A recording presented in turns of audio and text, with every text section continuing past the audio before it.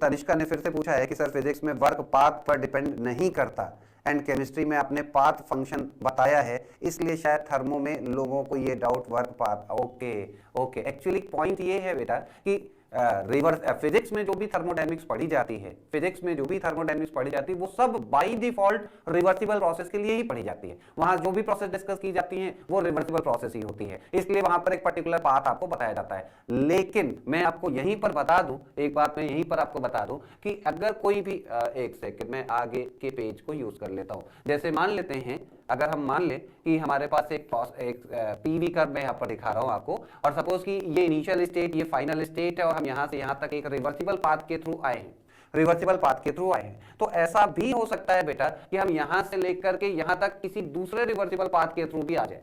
ऐसा भी हो सकता है कि तीसरा रिवर्सिबल पाथ बन जाए, ऐसा भी हो सकता है चौथा रिवर्सिबल पाथ बन जाए। और आपके सामने है डायग्राम, क्या हर पाथ के नीचे का एरिया सेम है? और आपका आंसर होगा नहीं, नहीं है, एरिया सेम नहीं है। और अगर एरिया सेम नहीं है तो वर्क कैसे सेम हो सकता है? और अगर वर्क सेम नहीं हो सकता तो वर्क कैसे स्टेट फंक्शन हो सकता है? तो ये कॉन्सेप्ट बिल्कुल भी नहीं बनाना है अपने दिमाग में कि चाहे प्रोसेस रिवर्सिबल हो चाहे प्रोसेस इरिवर्सिबल हो, वर्क हमेशा पाथ फंक्शन का ही एग्जांपल होता है। वर्क कभी किसी सिस्टम की स्टेट को डिफाइन नहीं करता।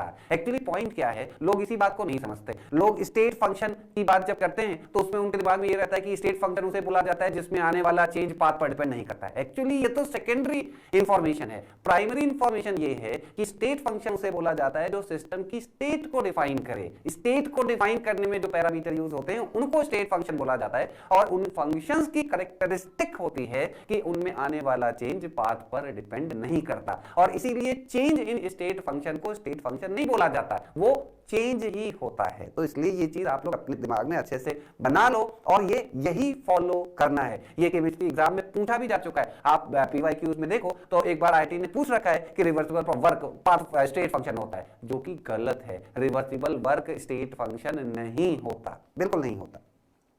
अच्छा,